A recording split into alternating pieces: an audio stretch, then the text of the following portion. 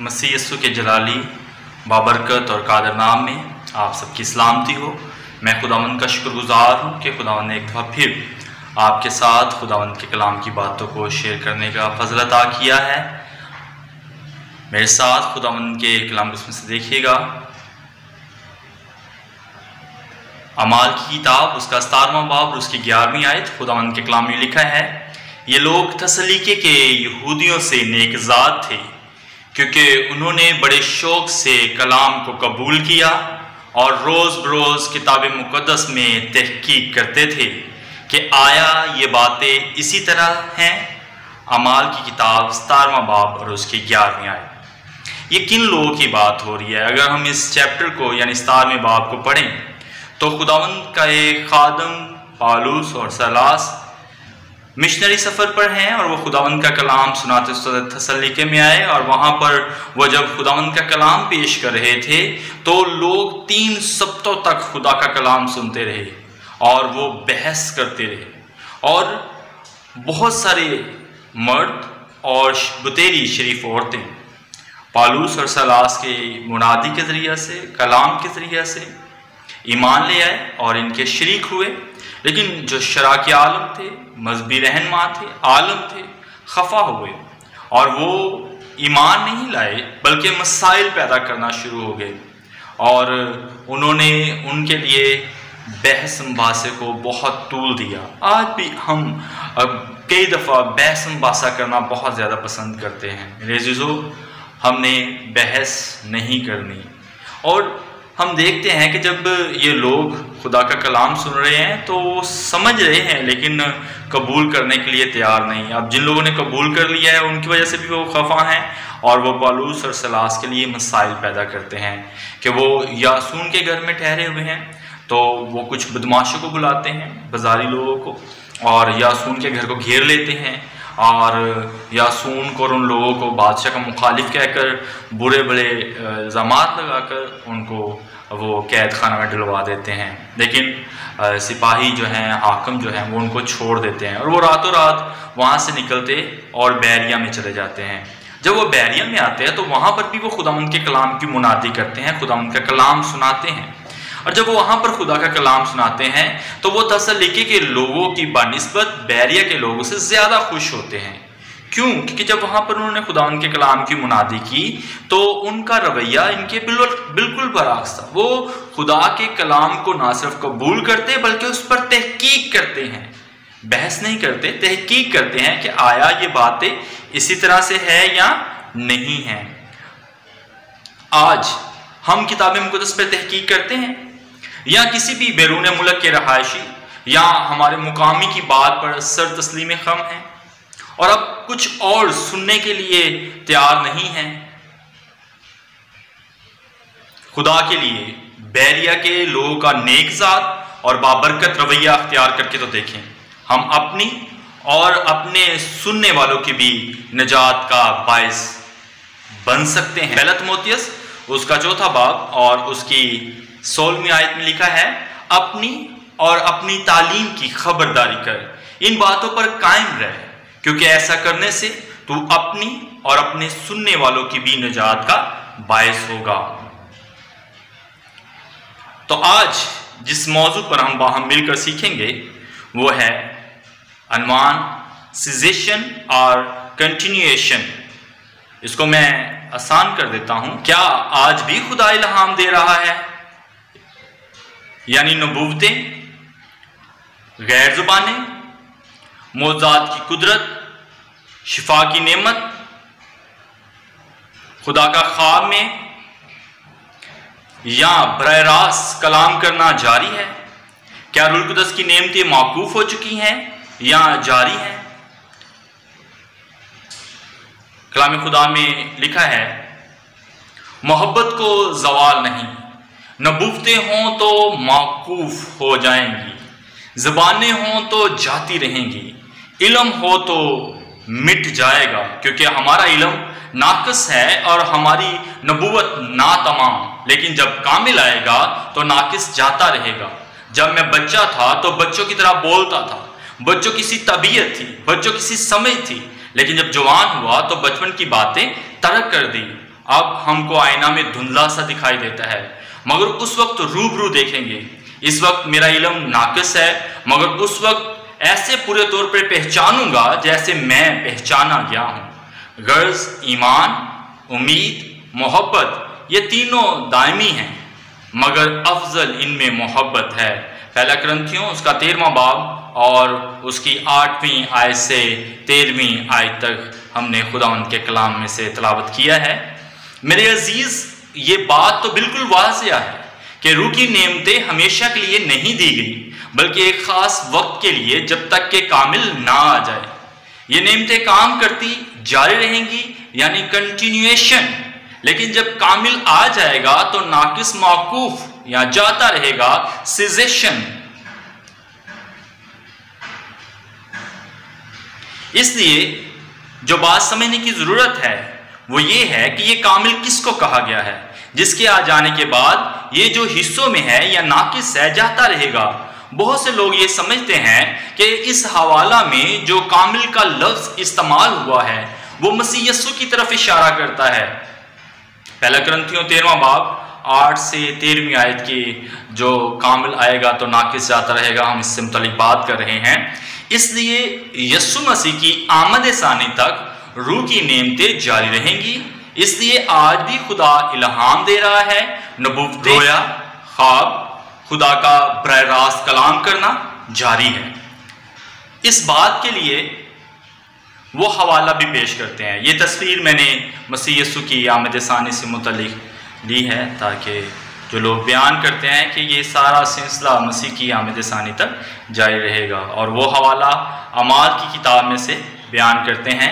लेकिन पतरस उन 11 के साथ खड़ा हुआ और अपनी आवाज़ बुलंद करके लोगों से कहा कि ए यहूदियों और यरूशलेम के सब रहने वालों, ये जान लो और कान लगाकर मेरी बातें सुनो कि जैसा तुम समझते हो ये नशे में नहीं, क्योंकि अभी तो पहर ही दिन चढ़ा है, बल्कि ये वो बात पूरी हुई जो योएल नबी की मार्फत कही गई कि खुदावंद फरमाता है कि आखिरी दिनों में ऐसा होगा कि मैं अपने रूह में से हर बशर पर डालूंगा, और तुम्हारे बेटे और तुम्हारी बेटियां नबूवत करेंगी, और तुम्हारे जवान रोया और तुम्हारे बूढ़े ख्वाब देखेंगे, बल्कि मैं अपने बंदों और बंदियों पर भी उन दिनों में अपने रूह में से डालूंगा और वो नबूवत करेंगी।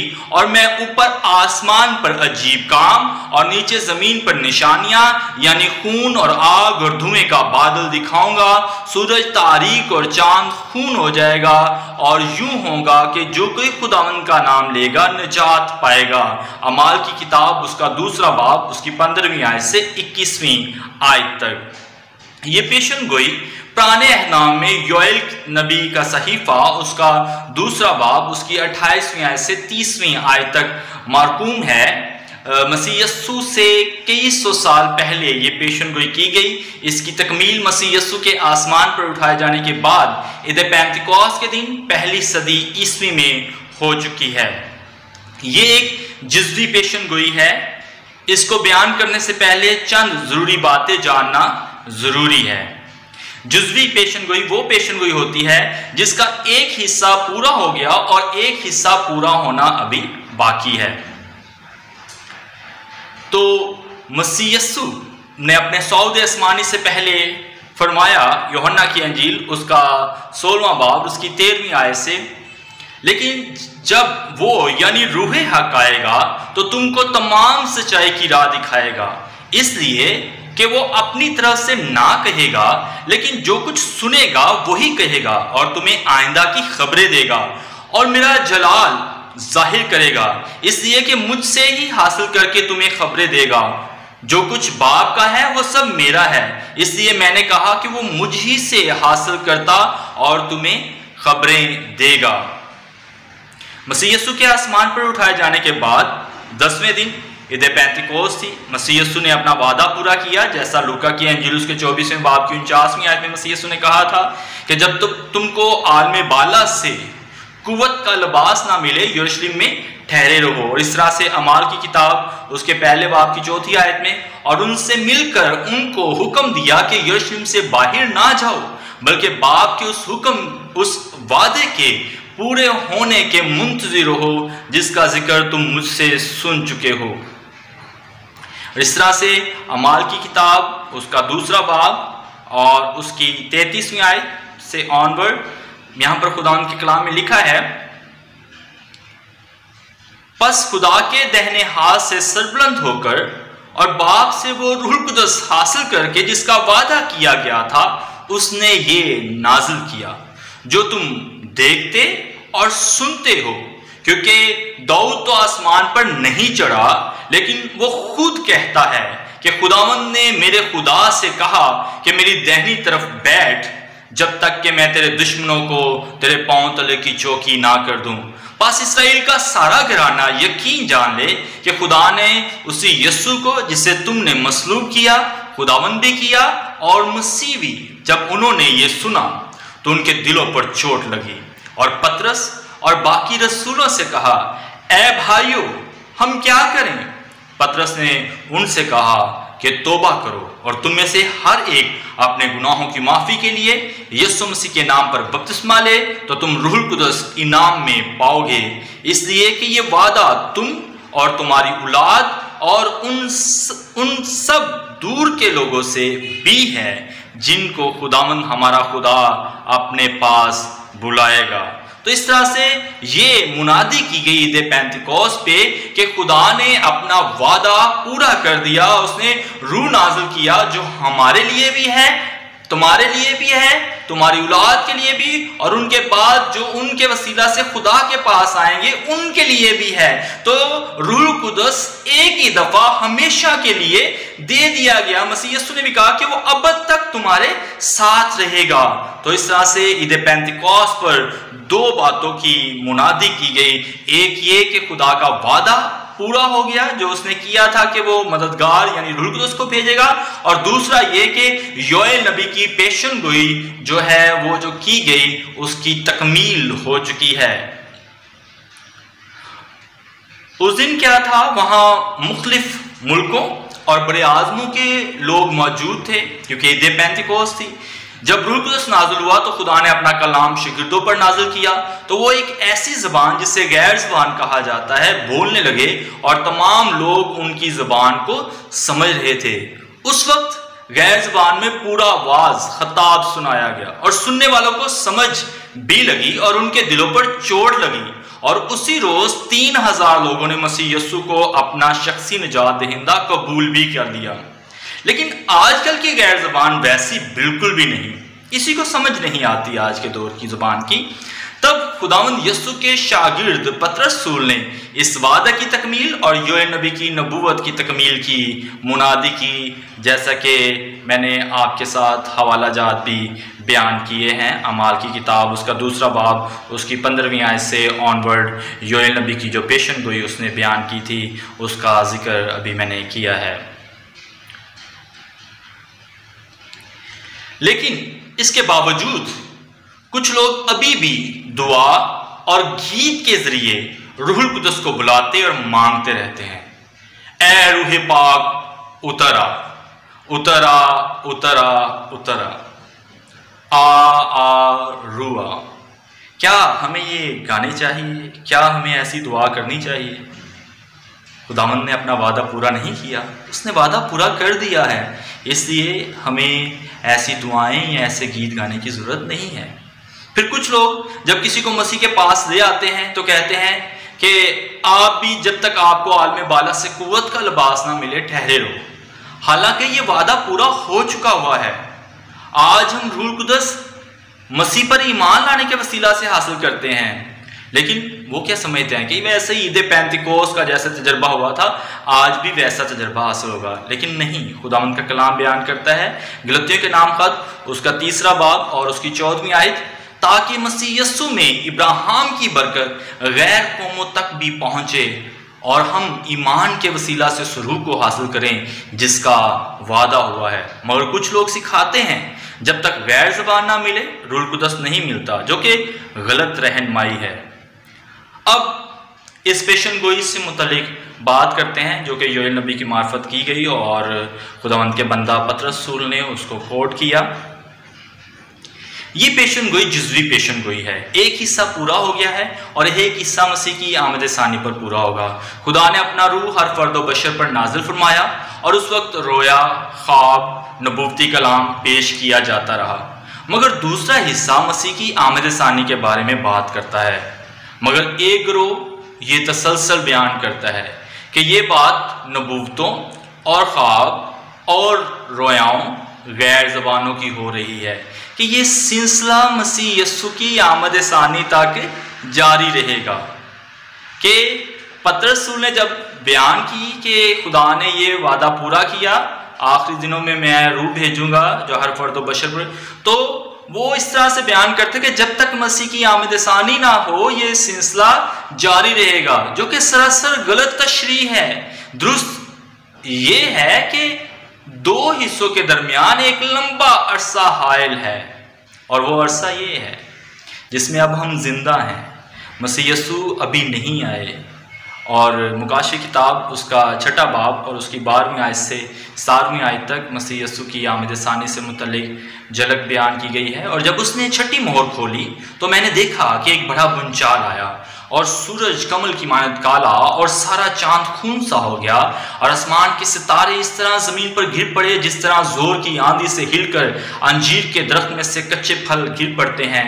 और आसमान इस तरह सिरक गया जिस तरह मकतूब लिपटने से सिरक जाता और हर एक पहाड़ और टापू अपनी जगह से टल गया और जमीन के बादशाह और अमीर और फौजी सरदार और मालदार और जोरावर और तमाम गुलाम और आज़ाद पहाड़ों के गारों और चट्टानों में जा छिपे और पहाड़ों और चट्टानों से कहने लगे कि हम पर गिर पड़ो और हमें उसकी नजर से जो तख्त पर बैठा हुआ है और बरा के गजब से छुपा लो, क्योंकि उनके गजब का रोज़ अजीम आ पहुंचा, अब कौन ठहर सकता है।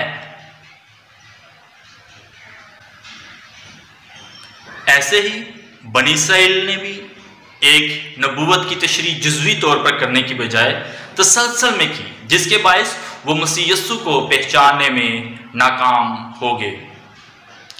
इसलिए हमारे लिए एक लड़का तवल्लुद हुआ और हमको एक बेटा बख्शा गया और सल्तनत उसके कंधे पर होगी और उसका नाम अजीब, मशीर, खुदाए कादर, अब्दियत का बाप और सलामती का शहजादा होगा। उसकी सल्तनत के इकबाल और सलामती की कुछ इंतहा ना होगी। वो दाऊद के तख्त और उसकी ममलकत पर आज से अब तक हुक्मरान रहेगा और अदालत और सदाकत से उसे क़याम बख्शेगा। रब्बुल फ़ाज की गयूरी ये करेगी। बाहवाला यूसाया की किताब उसका 9वां बाब और उसकी 6 से 7वीं आयत तक। तो उन्होंने क्या किया? उन्होंने इस हवाले की भी तशरीह तसलसल के साथ की कि जो लड़का पैदा हुआ है वो सल्तनत करेगा और उसके सल्तनत के इकबाल और सलामती की कुछ इंतहा ना होगी। तो वो मसीह यस्सु को यही समझते थे कि यस्सु मसीह जो है वो यहूदियों को बादशाही अता करेंगे और रोमियों को शिकस्त देंगे। और वो मसीह यस्सु को इसीलिए कबूल ना कर सके क्योंकि जब वो मसीह यस्सु से ये तवक्को करते थे कि मसीह यस्सु उनका बादशाह बन जाएगा और वो उनको बादशाही अता कर देगा, तो मसीह यस्सु ने ऐसा कुछ ना किया। तो इसका नुकसान क्या हुआ? यस्सु को दुनियावी तौर पर बादशाह के तौर पर देखने लगे और उसको ऐसा मसीहा समझा जो उनको रोमी हुकूमत से जंग करके सल्तनत उनसे ले लेगा और अपनी अब्दी बादशाहत कायम करेगा। मगर यस्सु ने रोमी हुकूमत का मुकाबला ना किया और इसराइली ये समझे कि ये तो मसीह नहीं, जिसके बायस उन्होंने मसीह को रद्द कर दिया और आज तक अपने मसीहा का इंतज़ार कर रहे हैं, क्योंकि उस यस्सु ने हुकूमत नहीं की बल्कि हुकूमत वक्त ने उनको तख्ता-ए-दार पर चढ़ा डाला। इस तरह वो अपनी सोच के मुताबिक उस नबूवत की तशरीह करते रहे और मसीह को कबूल ना करने का गुनाह कर बैठे। क्या किया उन्होंने? मसीह को रद्द कर दिया क्योंकि मसीह ने सल्तनत नहीं की थी। और इन दोनों पेशन गोइयों के बीच में, यानी एक जो लड़का पैदा होगा और दूसरा उसकी सल्तनत के इकबाल और सलामती की कुछ इंतहा ना होगी, एक लंबा गैप है, एक लंबा अरसा है। तो मसीह यस्सु की पहली आमद जब वो एक बच्चे की सूरत में मुजस्सम होकर इस दुनिया में आया तो पहला हिस्सा पूरा हो गया, और जब मसीह यस्सु दुनिया पर 1000 साल बादशाही करने के लिए आएंगे तब इस नबूवत का दूसरा हिस्सा पूरा होगा। तो इस तरह से ये नबूवत जो है जुज़वी नबूवत है तो उन्होंने इसकी तसलसल के साथ तशरीह करने की वजह से मसीह खुदावंद को कबूल ना कर सके। इसलिए कलाम में लिखा है, यूहन्ना की अंजील पहला बाब उसकी 11वीं और 12वीं आयत, वो अपने घर आया और उसके अपनों ने उसे कबूल ना किया, लेकिन जितनों ने उसे कबूल किया उसने उन्हें खुदा के फर्जंद बनने का हक बख्शा, यानी उन्हें जो उसके नाम पर ईमान लाते हैं। आज हमारे लोग इस तरह की गलत तशरीह करने की वजह से किस तरह के गुनाह का मुर्तकिब हो रहे हैं। उन्होंने तो मसीह को रद्द करने का गुनाह कर लिया। हम नबूवतों, रोयाओं, ख्वाबों, गैर ज़बानों, खुदा के बराह रास्त कलाम करने को मानते हैं। हम मानते हैं कि खुदा आज भी कलाम नाज़िल फरमा रहा है। गोया हम यूं बयान कर रहे हैं कि अभी कलाम मुकम्मल नहीं हुआ, इल्हाम आज भी जारी है। बाइबल मुकद्दस मुकम्मल ज़ाब्ता हयात नहीं है। क्या अभी बाइबल मुकद्दस के अलावा भी खुदा इल्हाम दे रहा है? नहीं, हरगिज़ नहीं, क्योंकि बाइबल मुकद्दस मुकम्मल ज़ाब्ता हयात है, मुकम्मल खुदा का इल्हामी कलाम है। आज मज़ीद मुकाशफात की ज़रूरत नहीं है। इस तरह हम बाइबल मुकद्दस को मुकम्मल किताब ना मानने का गुनाह कर रहे हैं और अपनी गुमराही के रास्ते पर चल पड़े हैं। क्यों? क्योंकि हमने उस पेशन गोई को जो योएल नबी के मार्फत की गई थी, जिसका जिक्र पतरस रसूल ने किया, हम उससे क्या कर रहे हैं? तसलसल के साथ ले रहे हैं। हम उसे जुज़वी पेशन गोई नहीं समझ रहे, जिसके बायस क्या हुआ कि हम आज भी कह रहे हैं खुदा मुझे इल्हाम दे रहा है, खुदा मुझे मिला, उसने मुझसे कलाम किया, उसने मुझे नबूवत दी, मुझे रोया दिखाई, मुझे कहा, खुदावंद ने जो कुछ कहना था वो कह दिया अपने कलाम में। आज मजीद मुकाशफात खुदावंद अपने लोगों को नहीं दे रहा। खुदा ने अपना हतमी और कामिल मुकाशफा बाइबल मुकद्दस की सूरत में हमें दे दिया हुआ है। और उसकी आखिरी किताब मुकाशफे किताब है, उसमें लिखा है, मैं हर एक आदमी के आगे जो इस किताब की नबूवत की बातें सुनता है गवाही देता हूं कि अगर कोई आदमी उनमें कुछ बढ़ाए तो खुदा इस किताब में लिखी हुई आफतें उस पर नाजिल करेगा, और अगर कोई इस नबूवत की किताब की बातों में से कुछ निकाल डाले तो खुदा उस जिंदगी के दरख्त और मुकद्दस शहर में से जिनका इस किताब में जिक्र है उसका हिस्सा निकाल डालेगा। मुकाशफा की किताब उसका 22वां बाब उसकी 18वीं और 19वीं आयत। बस जब बाइबल मुकद्दस की आखिरी किताब लिखी गई तो उस पर मोहर कर दी कि अब इसमें कुछ बढ़ाया या निकाला नहीं जाएगा। ये इलाही आगाही और दावा भी है खुदा के कलाम का। तो क्यों कर आज हम इल्हाम, नबूवतें, रोयाएं, ख्वाब, डायरेक्ट खुदा का कलाम करना मांग रहे हैं? मेरे अज़ीज़ों, खुदावंद ने जो कुछ बताना था वो हमें बता दिया है। अब सवाल ये पैदा होता है कि फिर जो ग्रंथियों के खत में कामिल के बारे में लिखा है वो क्या है? आए मिलकर सीखते हैं कि पहला ग्रंथियों उसका 13वां बाब उसकी 8वीं आयत से 13वीं आयत तक हमें क्या सिखाता है। ये हवाला मतन के मुताबिक कामिल किसे कहा गया है? रूकी नेमतें जारी हैं मसीह यस्सु की आमद सानी तक, क्योंकि वो मसीह यस्सु को कामिल समझ रहे हैं। लेकिन ऐसा नहीं है। रूकी नेमतें जारी रही थी जब तक बाइबल मुकद्दस मुकम्मल ना हो गई। तो इस तरह से एक हिंट मैं आपको दे रहा हूं कि वो कामिल जिसे कहा गया वो खुदा का कलाम है। आइए अब मिलकर सीखते हैं। रूकी नेमतें खुदा का इल्हामी कलाम मुकद्दस लिखवाने का जरिया थी। कलाम दिया जा रहा था। खुदा रूहुल कुद्दस, मत्ती रसूल, यूहन्ना रसूल, पतरस रसूल, मुकद्दस लूका तबीब, मुकद्दस मरकस, मुकद्दस पालूस, मुकद्दस यकूब और यहूदा। तो खुदावंद का रूहुल कुद्दस नेमतों के ज़रिए से इल्हाम दे रहा था। रूहुल कुद्दस उन्हें इलाही मुकाशफात अता कर रहा था, क्योंकि वो कलाम मुकद्दस को खुदा के इल्हाम से तहरीर कर रहे थे। मगर जब कलाम मुकद्दस मुकम्मल हो गया तो रूहुल कुद्दस की नेमतें भी खुदा ने मौकूफ़ कर दी। इंटरलीनियर ऑफ होली बाइबल, अभी हमारा इल्म नाकिस है। इंटरलीनियर ये बड़ा खूबसूरत तोहफ़ा है हमारे लिए। इंटरलीनियर में जो बाइबल मुक़द्दस का असल मतन है यूनानी ज़बान में वो बयान किया गया है और एज़ इट इज़ उसके नीचे अंग्रेज़ी में उसका तर्जमा किया गया है, उसे इंटरलीनियर कहा गया है। हमारे कॉलेज की लाइब्रेरी में ये मौजूद है। इंटरलीनियर जो है बहुत कॉस्टली है और खुदावंद का शुक्रिया अदा करता हूँ कि इसकी एक ऐप भी है। अगर आप लोग चाहते हैं तो आप ज़रूर इसे अपने सेल फ़ोन में इंस्टॉल कर सकते हैं। बाइबल हब के नाम से ये एप्लीकेशन है, आप इसे डाउनलोड कीजिएगा, इंस्टॉल कीजिएगा। मैंने भी वो इंस्टॉल की हुई है, तो मैं उसी के ज़रिए से इस प्रेजेंटेशन में मैंने कुछ चीज़ें वहाँ से ली हैं। सो interlinear of the Holi Bible. अभी हमारा इल्म नाकिस है। पहला कुरिन्थियों 13वां बाब और उसकी 9वीं आयत। In part for we know and in part we prophesy। तो हमारा इल्म नाकिस, हमारी नबूवत नातमाम, ये बताया गया है। और जब कामिल आएगा तो नाकिस जाता रहेगा। हमें लिखा है when however should come the perfect the in part will be done away। तो यहाँ पर परफेक्ट के लिए लफ्ज़ जो यूनानी ज़बान का वो टेलियोस है। यहाँ जो टेलियोस लफ्ज़ इस्तेमाल हुआ है ये न्यूट्रल जेंडर है। यहाँ गैर जानबदार सन्फ इस्तेमाल हुआ है। इससे साफ वाज़ेह होता है कि ये किसी शख्सियत की तरफ इशारा नहीं कर रहा, बल्कि ये किसी ऐसी चीज़ की तरफ इशारा कर रहा है जो सन्फी खूबी से मुबर्रा हो।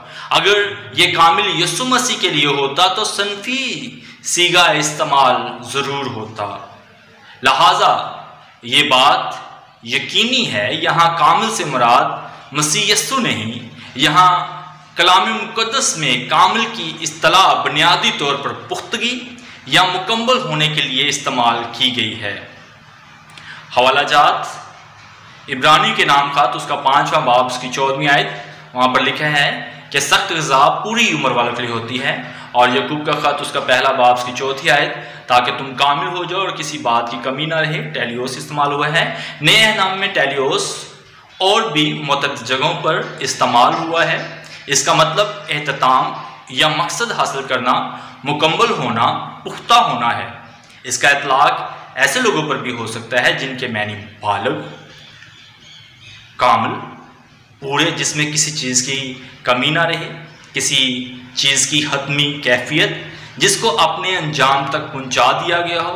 इस लफ्ज़ से मुराद हमारी रूहानी कमाल और पुख्तगी के हसूल के अमल हैं।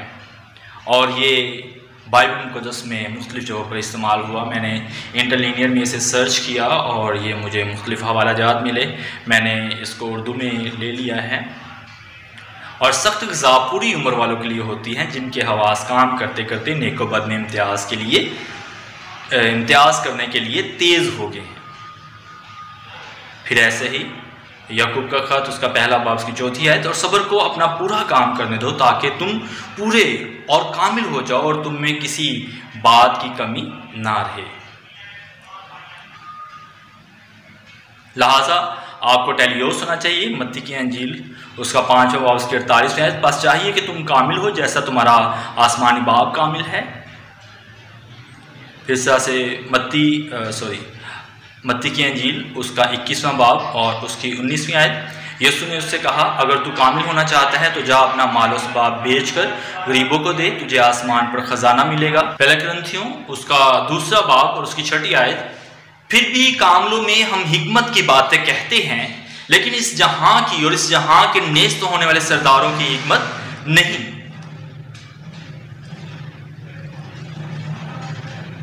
ऐ भाइयों, तुम समझ में बच्चे ना बनो, बदी में तो बच्चे रहो मगर समझ में जवान बनो। पहला कुरिन्थियों उसका 14वां बाब और उसकी 20वीं आयत। इफिसियों उसका 4था बाब और उसकी 13वीं आयत, जब तक हम सब के सब खुदा के बेटे के ईमान और उसकी पहचान में एक ना हो जाएं और कामिल इंसान ना बने, यानी मसीह के पूरे कद के अंदाज तक ना पहुंच जाएं।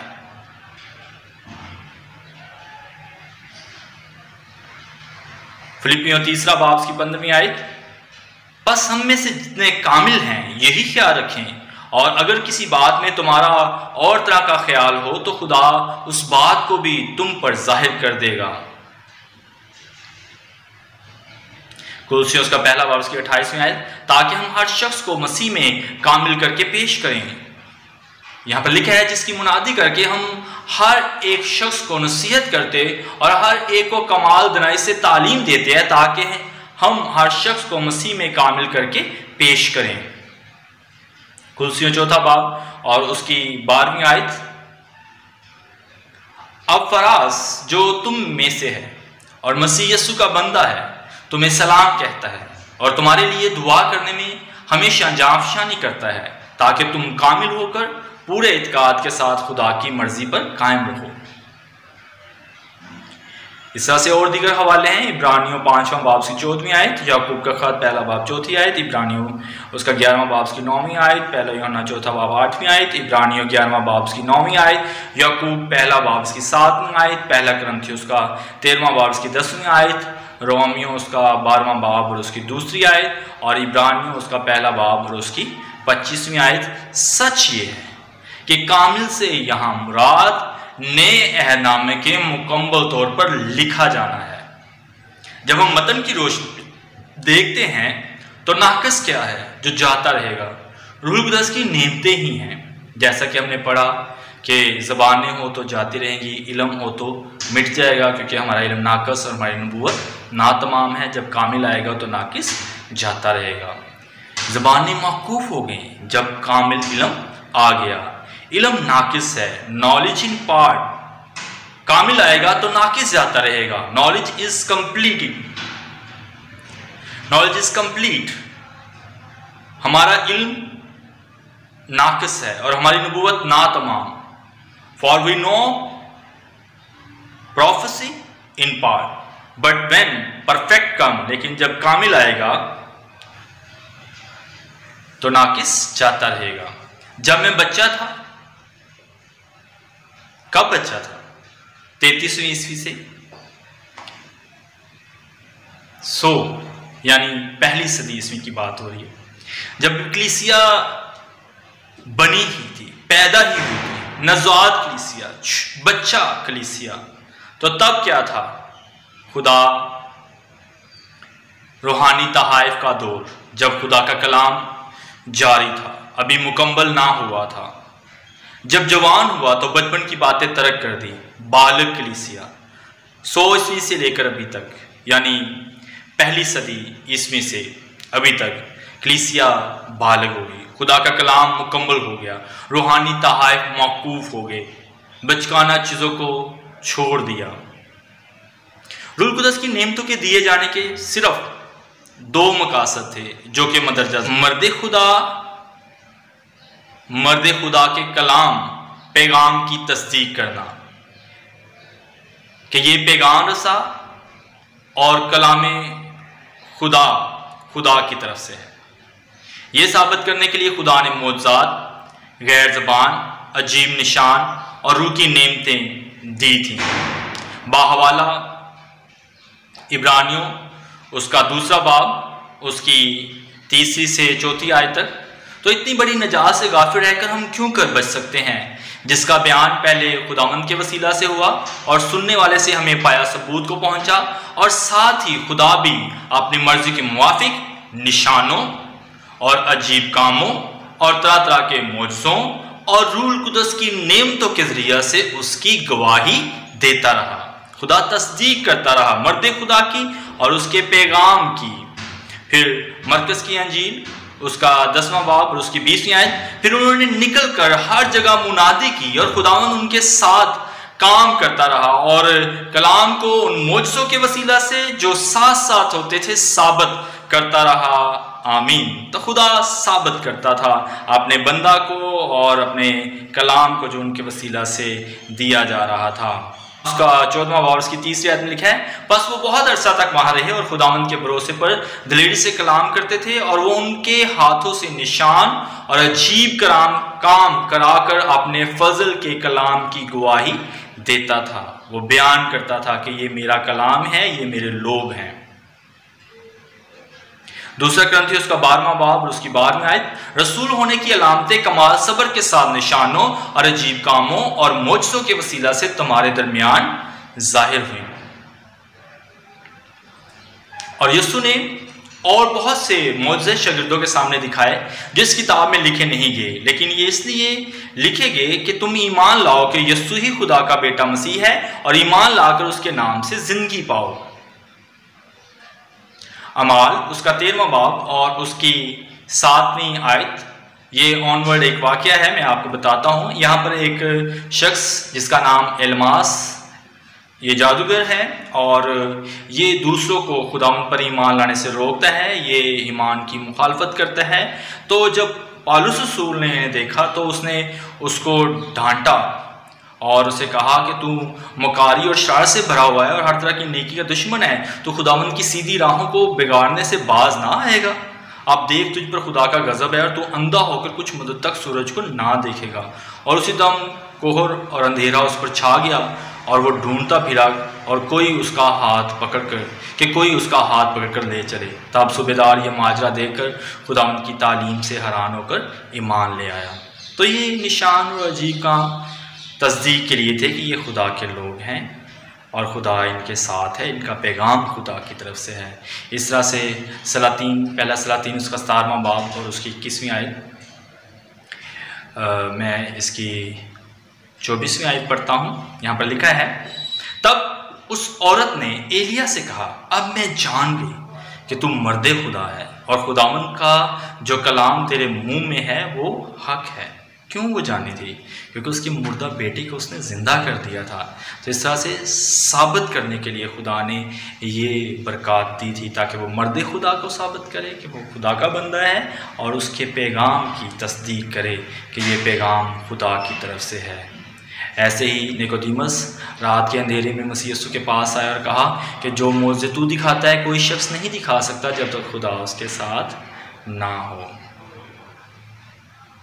और मसीह यीशु ने यूहन्ना की इंजील उसके 5वें बाब में बताया भी कि मौजज़ात भी मेरी गवाही देते हैं। लेकिन आज के दौर की सितम ज़रीफ़ी ये है कि एक गिरोह बिल्कुल मुतज़ाद अपने मौजज़ात रूह की नेमतों को साबित करने के लिए कलाम यानी बाइबल मुक़द्दस को इस्तेमाल करता है। उस वक्त क्या होता था?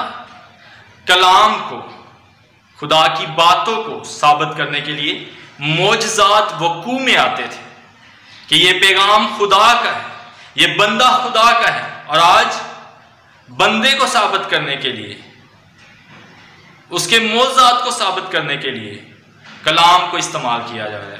ऑपोजिट आज सिलसिला चल रहा है। तो वो मकासद आज के दौर के नहीं है, क्योंकि आज कलाम मुकम्मल हो चुका है। उस वक्त कलाम अभी दिया जा रहा था, कोई और पैरामीटर नहीं था किसी को तस्दीक करने का कि ये ठीक है, मर्दे खुदा है, इसका पैगाम खुदा की तरफ से है या नहीं। तो आज तो हमारे पास पैरामीटर है, आज तो हमारे पास मेयार है जिस पर हम चेक कर सकते हैं कि ये मर्दे खुदा है या नहीं, इसका पैगाम खुदा की तरफ से है या नहीं। तो वो स्टैंडर्ड क्या है? वो स्टैंडर्ड खुदा का कलाम है, वो स्टैंडर्ड बाइबल मुक़द्दस है। रूह कुदस की नेमतें ईमानदारों की तरक्की और खुदा की मर्जी को जानने के लिए दी गई, क्योंकि कलीसिया भी नौज़ाद थी, बच्चा थी, तो कलीसिया को बालिग रूह कुदस की नेमतें दी गई। पहला कुरिन्थियों उसका 12वां बाब और उसकी 7वीं आयत, फिर इस तरह से पहला कुरिन्थियों उसका 12वां बाब और उसकी 7वीं आयत और 14वां बाब उसकी 3री आयत और 12वीं आयत, इफिसियों 4था बाब और उसकी 12वीं आयत से 15वीं आयत, ये दोनों मकासद सिर्फ इसलिए थे ताकि कलीसिया जो मसीह में अभी बच्चे हैं उनको बालिग कलीसिया बना दिया जाए। रूह की नेमतें आर्जी तौर पर इमारत को सहारा देने वाली टेकियों के तौर पर मौजूद थी, लेकिन जब कलाम पूरा हो गया तो आज बाइबल मुक़द्दस ईमान और अफ़आल के लिए मुकम्मल रहनुमाई फराहम करने के लिए मौजूद है, मुकम्मल मुकाशवा है। तो रूह की नेमतों की ज़रूरत नहीं रही। जिस तरह इमारत या पुल जब तक बिल्कुल तैयार नहीं हो जाते आर्जी सतूनों की ज़रूरत पड़ती है, मगर मुकम्मल हो जाने पर उन्हें हटा दिया जाता है। यहाँ पर हमारे चर्च के लैंटर के लिए तैयारी की जा रही थी। ये टेकियाँ लगाई जा रही हैं ताकि कालो बांधा जाए और यहाँ पर लैंटर डलना शुरू हो गया।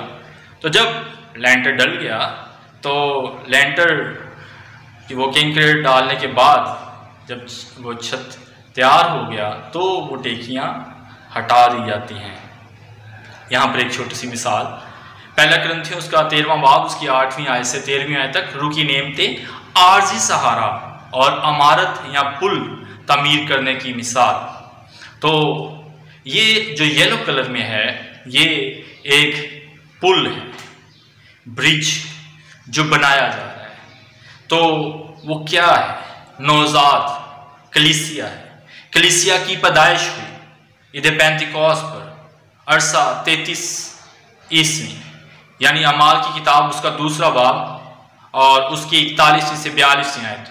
उस दिन 3000 लोगों ने मसीह यीशु को कबूल किया। उसमें लिखा है कि जिन लोगों ने खुदा के कलाम को कबूल किया, बसमा लिया, और उस दिन 3000 के करीब उनमें मिल गए और वो रसूलों से तालीम पाने, रफाकत रखने, रोटी तोड़ने और दुआ करने में मशगूल रहे।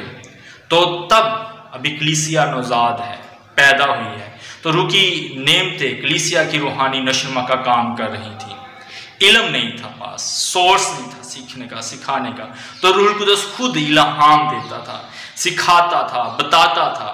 इल्म नाकस, नो इन पार्ट, नबूवत ना तमाम, प्रोफेसी इन पार्ट। रूह की नेमतें बतौर आर्जी सतून, पिलर, मैंने यहाँ पर ब्लू कलर में पिलर्स बनाए हैं, टीपी ऊपर लिखा हुआ है, टेम्परेरी पिलर्स।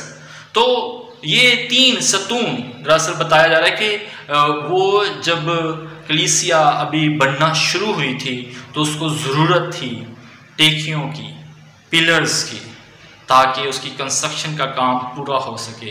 तो ये रूह की नेमतें बतौर आर्जी सतून है। पहला कुरिन्थियों उसका 12वां बाब उसकी 14वीं आयत में लिखा है ताकि नेमतों के जरिए से कलीसिया की अफजूनी हो, तरक्की हो। और इब्रानियों उसका 2 बाब की 3री और 4थी आयत में लिखा है कि साथ ही खुदा भी तरह तरह के निशानों और अजीब कामों और रूह कुदस की नेमतों के जरिए से उसकी तस्दीक करता रहा, पाया सबूत तक पहुंचाता रहा। और बुनियाद क्या है? बुनियाद मसीह यीशु है। मत्ती की इंजील उसका 16वां बाब की 8वीं आयत में लिखा है मैं इस पत्थर पर अपनी कलीसिया बनाऊंगा। और वो पत्थर मसीह यीशु है।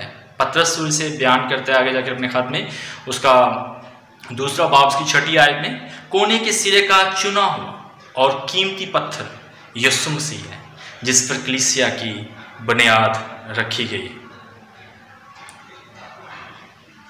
इस तरह से ये रूह कुदस की नेमतें जारी रही और कलीसिया बालग होती रही, खुदा की रहनुमाई हासिल करती रही, कलाम उन्हें मिलता रहा। कलीसिया की बलूगत रूह कुदस ने तमाम सच्चाई की राह दिखा दी। यूहन्ना की इंजील 16वां बाब की 13वीं आयत। क्या सच्चाई की राह दिखाई? बाइबल मुकद्दस मुकम्मल हो गई। खुदा का इल्हाम कलीसिया के पास आ गया। अब खुदा के मुतल्लिक तमाम इल्म हमारे पास मौजूद है। खुदा का हतमी और कामिल मुकाशफा हमें मिल गया। नया अहदनामा 96 AD में मुकम्मल हो गया। बाइबल मुकद्दस मजबूत सहारा है। फिर ये टेम्परेरी पिलर जो आप देख रहे हैं यहाँ पर blue pillars, TP temporary pillars, नाकिस जाता रहेगा। जब कामिल आएगा तो नाकिस जाता रहेगा।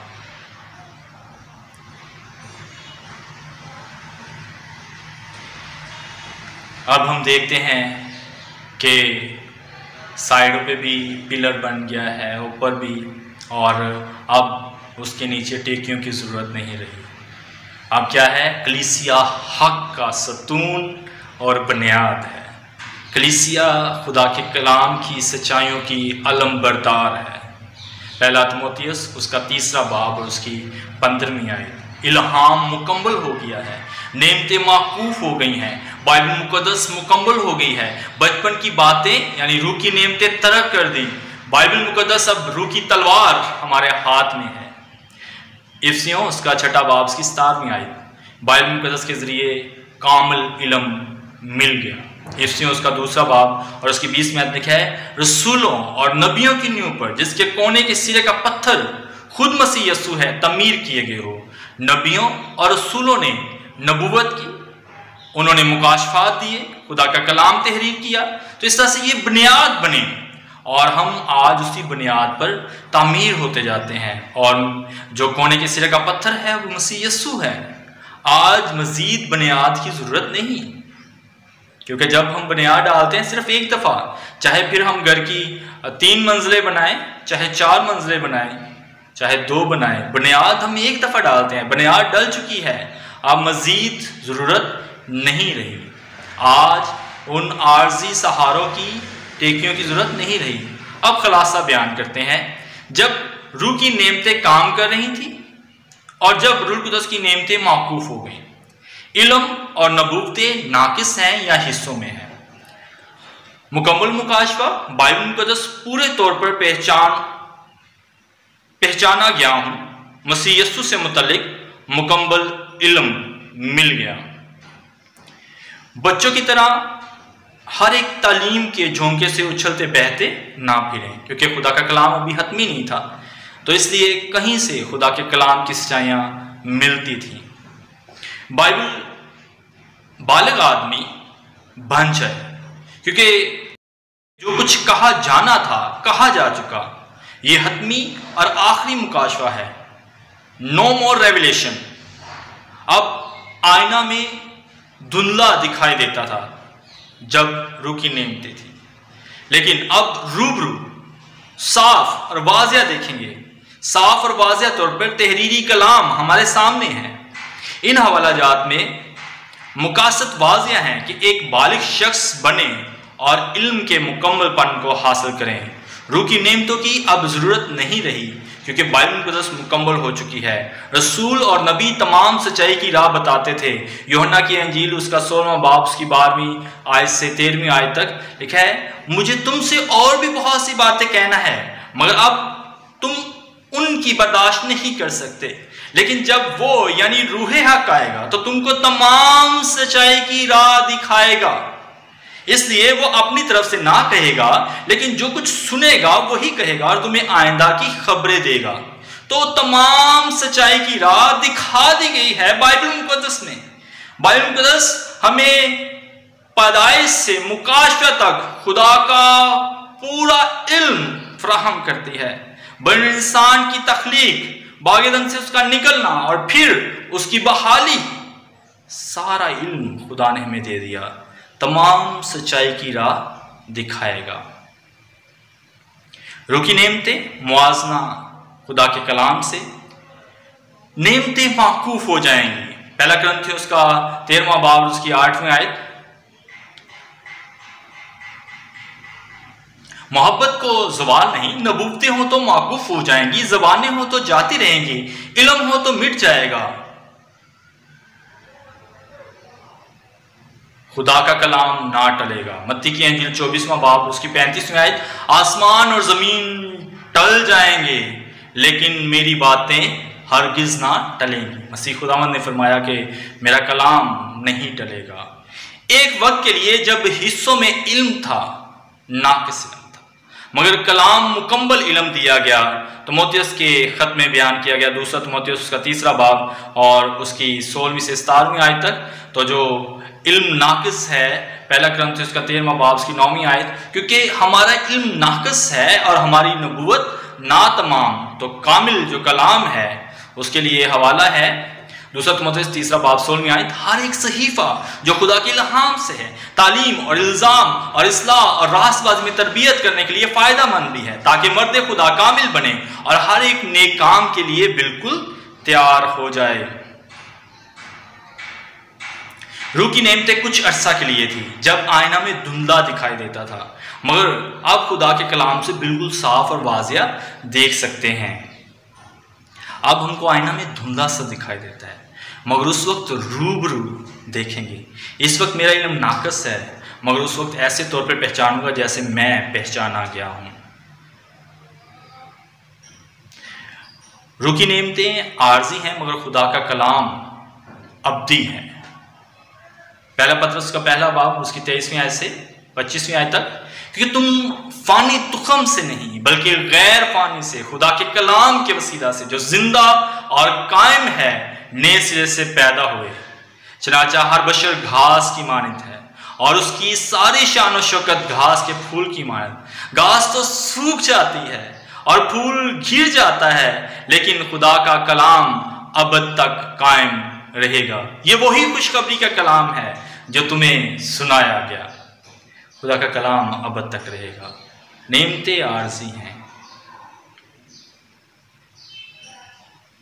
खुदा का कलाम बाइबल मुक़द्दस मुकम्मल है, जैसा कि मैंने पहले हवाला भी पढ़ा, 2 तीमुथियुस 3 बाब 16 से 17 आयत तक, कि हर एक सहीफ़ा खुदा के इल्हाम से है, तालीम, इल्ज़ाम, सलाह और रासबाज़ी में तरबियत करने के लिए फ़ायदेमंद भी है, ताकि मर्द खुदा कामिल बने और हर एक नेक काम के लिए बिल्कुल तैयार हो जाए। और फिर 2 पतरस उसका 1 बाब और उसकी 3 आयत में लिखा है, क्योंकि उसकी इलाही कुदरत ने वो सब चीज़ें जो ज़िंदगी और दीनदारी से मुतल्लिक हैं हमें उसकी पहचान के वसीला से इनायत की, जिसने हमको अपने ख़ास जलाल और नेकी के ज़रिए से बुलाया। और यहूदा का ख़त और उसकी 3 आयत, इसका एक ही चैप्टर है, इसमें लिखा है, ऐ प्यारो, जिस वक्त वो उस नजात की बाबत लिखने की कमाल कोशिश कर रहा था जिसमें हम सब शरीक हैं, तो मैंने तुम्हें ये नसीहत लिखना ज़रूर जाना कि तुम उस ईमान के वास्ते जाँफशानी करो जो मुकद्दसों को एक ही बार सौंपा गया था।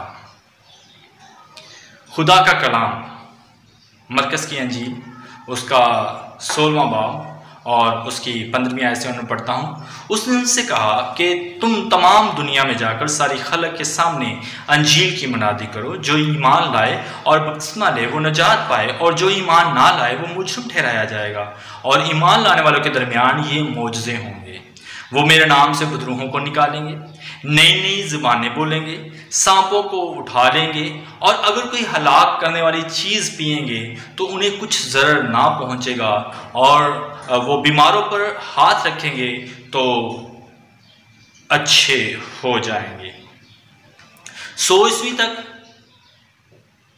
यानी पहली सदी ईस्वी तक, नेह नामे की तमाम कुतुब व मकतूबात लिखे गए थे।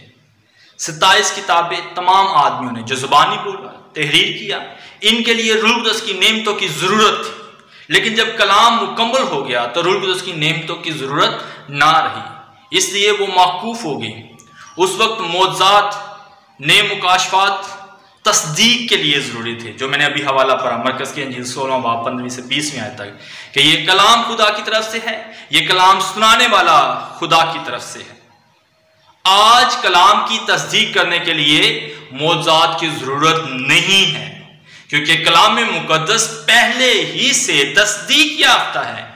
इब्रानी के नाम खत उसका 2 बाब और उसकी पहली 4 आयत में लिखा है, इसलिए जो बातें हमने सुनी उन पर और भी दिल लगाकर गौर करना चाहिए, ताकि बहकर उनसे दूर ना चले जाएं। क्योंकि जो कलाम फरिश्तों की मार्फत फरमाया गया, जब वो कायम रहा और हर एक कसूर और नाफरमानी का ठीक ठीक बदला मिला, तो इतनी बड़ी नजात से गाफिल रहकर हम क्यों कर बच सकते हैं, जिसका बयान पहले खुदावंद के वसीला से हुआ और सुनने वालों से हमें पाया सबूत को पहुंचा।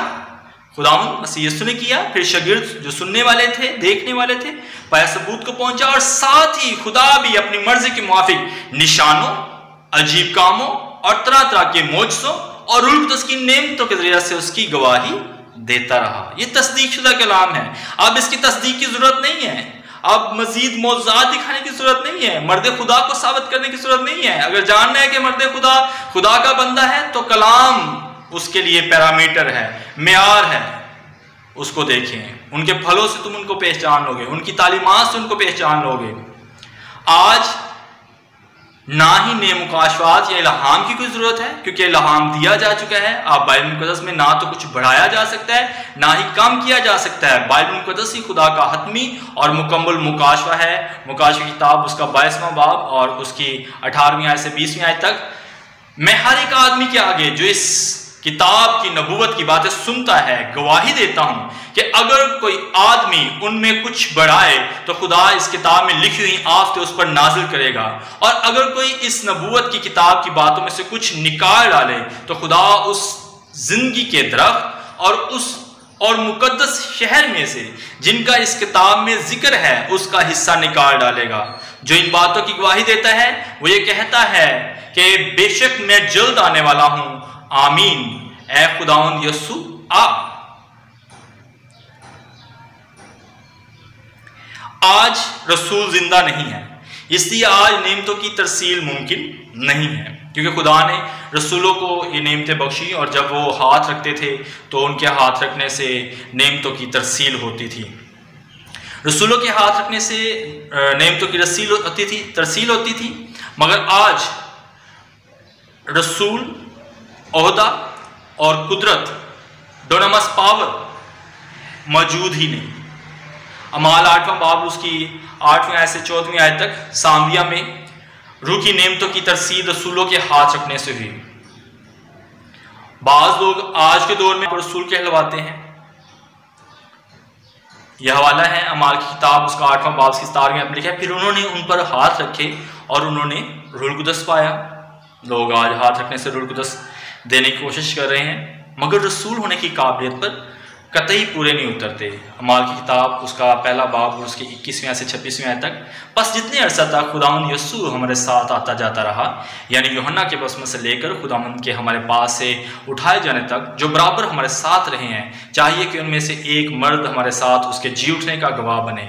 जो उन्होंने दो को पेश किया, एक यूसुफ को जो बरसबा कहलाता है और जिसका लक़ब युस्तस है, और दूसरा मित्तिया को, और ये कहकर दुआ दी कि ऐ खुदावंद, तू जो सबके दिलों को जानता है, ये जाहिर कर कि इन दोनों में से तूने किसको चुना है कि वो इस खिदमत और रसालत की जगह ले जिसे यहूदा छोड़कर अपनी जगह गया। फिर उन्होंने उनके बारे में कुरा डाला और कुरा मित्तिया के नाम का निकला, बस वो उन 11 रसूलों के साथ शुमार हुआ।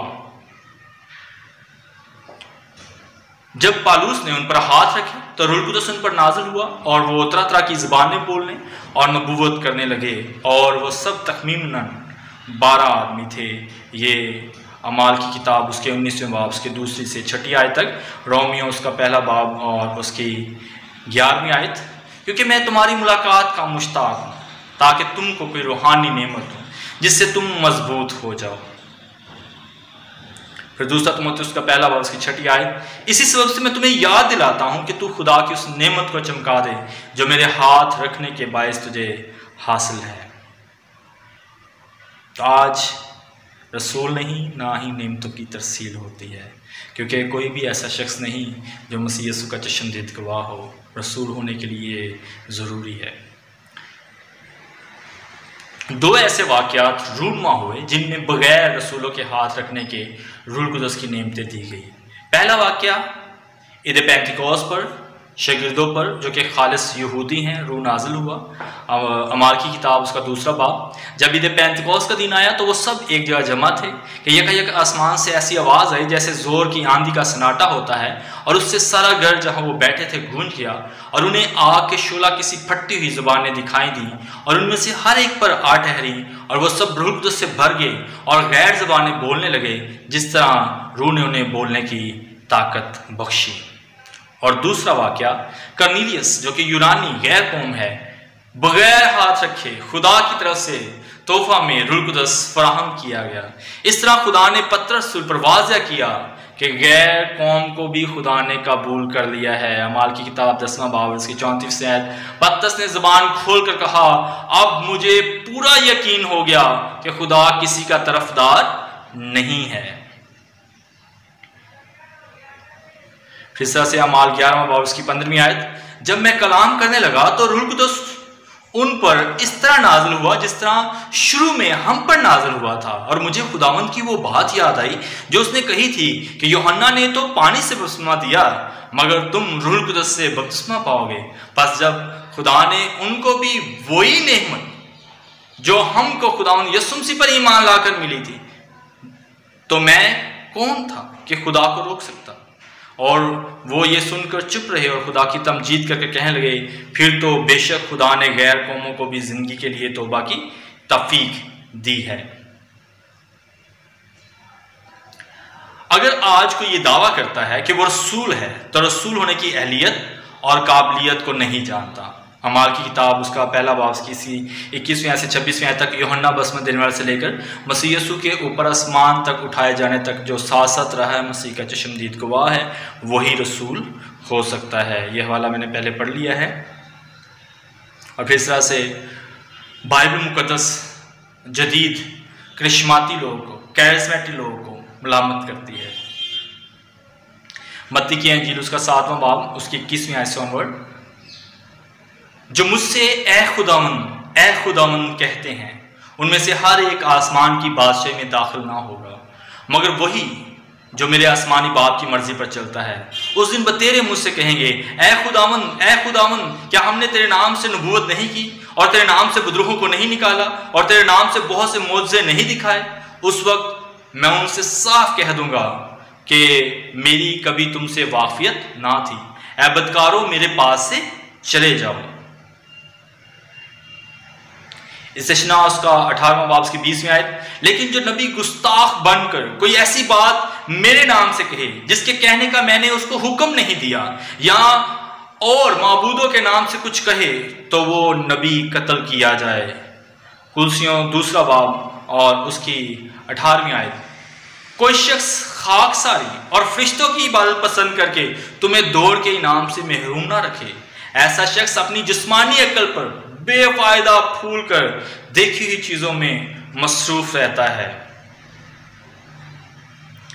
2 कुरिन्थियों उसका 11वां बाब और उसकी 13वीं आयत से ऑनवर्ड, क्योंकि ऐसे लोग झूठे रसूल और दगाबाजी से काम करने वाले हैं और अपने आप को मसीह के रसूलों के हम शक्ल बना लेते हैं। और कुछ अजब नहीं, क्योंकि शैतान भी अपने आप को नूरानी फरिश्तों का हम शक्ल बना लेता है। बस अगर उसके खादम भी रासबाज के खादमों के हम शक्ल बन जाए तो कुछ बड़ी बात नहीं, लेकिन उनका अंजाम उनके कामों के मुआफिक होगा। फिर से यिर्मयाह उसका 14वां बाब की 14वीं आयत में लिखा है, तब खुदावंद ने मुझे फरमाया कि अंबिया मेरा नाम लेकर झूठी नबूवत करते हैं।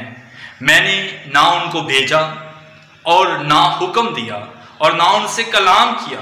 वो झूठी रोया और झूठा इल्मे गैर और बतालत अपने दिलों की मुकारी नबूवत की सूरत में तुम पर जाहिर करते हैं।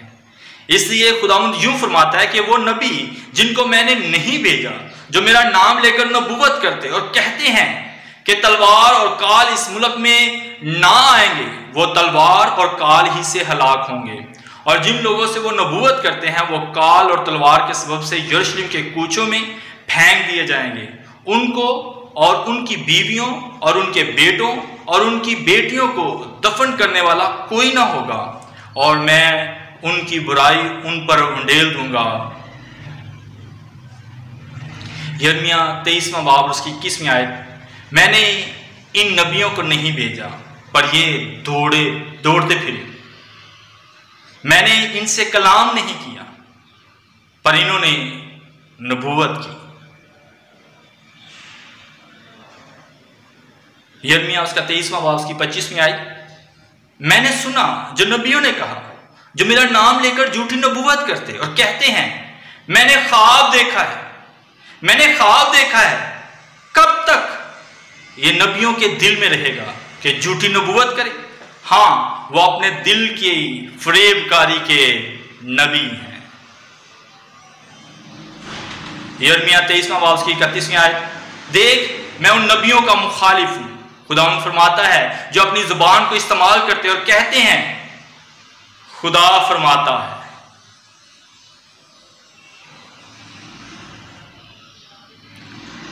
हिजकिय्याह की किताब का 22वां बाब की 28वीं आयत, और उसके नबी उनके लिए कच्ची कहगल करते हैं, बातिल रोया देखते और झूठी फाल गिरी करते और कहते हैं कि खुदावंद खुदा यूं फरमाता है, हालांकि खुदावंद ने नहीं फरमाया।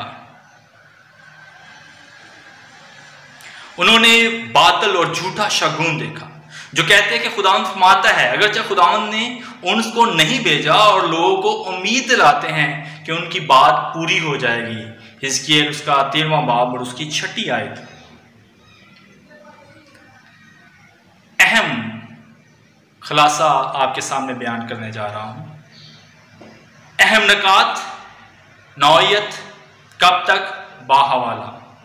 तो अहम नकात में है नबूवतें, जुबानें, इल्म किस नवीयत के हैं? आर्जी नवीयत के हैं, जब तक बाइबल मुक़द्दस मुकम्मल ना हो। पहला कुरिन्थियों उसका 13वां बाब उसकी 8वीं आयत से 10वीं आयत तक। मोहब्बत को ज़वाल नहीं। नबूवतें हो तो माकूफ हो जाएंगी, ज़बानें हो तो जाती रहेंगी, इल्म हो तो मिट जाएगा, क्योंकि हमारा इल्म नाकस है। इसी तरह से ईमान और उम्मीद गैर मुस्तकिल नबूवत के हैं, यानी तब तक रहेंगे जब तक मसीह यस्सु की आमद ना हो जाए, वो अपने लोगों को लेने के लिए ना आ जाए। क्योंकि हम मसीह यस्सु पर ईमान लाए, हमने उसे अपना शख्सी निजात कबूल किया और उसे कहा कि मेरे बाप के घर में बहुत सारे मकान हैं, मैं जाता हूँ, जाके तुम्हारे लिए जगह तैयार करता हूँ, फिर आकर तुम्हें भी अपने साथ ले जाऊंगा। तो आज हम मसीहियों की जो जिंदा उम्मीद है वो ये है कि हमारा मसीहा हमें लेने के लिए आ रहा है। रोमी के नाम खत उसका 8वां बाब की 23वीं आयत में लिखा है, और ना फकत वही बल्कि हम भी जिन्हें रूह के पहले फल मिले हैं आप अपने बातन में कराते हैं और लेपालिक होने यानी अपने बदन की मखलसी की राह देखते हैं। चुनांचे हमें उम्मीद के वसीला से निजात मिली है, मगर जिस चीज की उम्मीद है जब वो नजर आ जाए तो फिर उम्मीद कैसी, क्योंकि जो चीज कोई देख रहा है उसकी उम्मीद क्या करेगा। लेकिन जिस चीज को नहीं देखते अगर हम उसकी उम्मीद करें तो सब्र से उसकी राह देखते हैं। तो उम्मीद कब खत्म हो जाएगी? जब मसीह यस्सु हमें लेने के लिए आ जाएगा, तो हम मसीह के साथ हवा में उठकर बादलों में खुदा के इस्तकबाल करेंगे और हमेशा उसके साथ रहेंगे। तो उम्मीद खत्म, ईमान भी खत्म, क्योंकि जिसको हमने देख लिया उसके हम उम्मीद क्या करें। तो हर एक चीज़ का एक वक्त है। रूह कुद्दस की नेमतों का भी एक वक्त था जब खुदा का कलाम लिखवाया जा रहा था। जब खुदा का कलाम तहरीर हो गया तो जब कामिल आ गया तो नाकिस जाता रहा। आज उनकी ज़रूरत नहीं है। ईमान और उम्मीद भी तब ख़त्म हो जाएंगे जब यीशु मसीह में लेने के लिए आएगा। फिर क्या रहेगा? मोहब्बत दायमी नबूवत की है। खुदा का खैमा आदमी के दरमियान, और वो उनके सब आंसू पूंछ देगा। मुकाशफे किताब उसका 21वां बाब उसकी 3री आयत से 5वीं आयत तक, वहाँ पर खुदा उनके कलाम में क्या लिखा है। फिर मैंने किसी को बुलंद आवाज से ये कहते सुना कि देख खुदा का खैमा आदमियों के दरमियान है और उनके साथ सुकूनत करेगा और वो उसके लोग होंगे और खुदा आप उनके साथ रहेगा और उनका खुदा होगा और वो उनकी आंखों के सब आंसू पूंछ देगा। इसके बाद ना मौत रहेगी, ना मातम रहेगा, ना आँखों नाला, ना दर्द। पहली चीजें जाती रहीं। और जो तख्त पर बैठा हुआ था उसने कहा देख मैं सब चीज़ों को नया बना देता हूँ। फिर उसने कहा लिख ले क्योंकि ये बातें सच और बरहक हैं। फिर उसने मुझसे कहा ये बातें पूरी होंगी। मैं अल्फा और ओमेगा हूँ, यानी इब्तिदा और इंतहा। तो इस तरह से अब्दुल बाद हम खुदा के साथ रहेंगे। मेरे अजीज़ों, रूह कुद्दस की नेमतें आर्जी हैं कलाम मुक़द्दस के मुकम्मल होने तक।